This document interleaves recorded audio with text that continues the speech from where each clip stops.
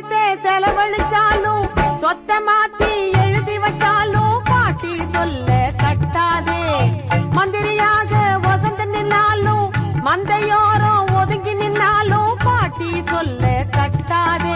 அழுத புள்ள ஜெயிக்காது, அவிச்ச நெல்லு முளைக்காது, தங்கம் வச்சு தேய்ச்சா கூட எருமை நிறம் வெளுக்காது. டில்லிக்கு ராஜானாலும் பாட்டி சொல்ல கட்டாதே. பட்ட படிப்பு படிச்சு வந்தாலும் பாட்டி சொல்ல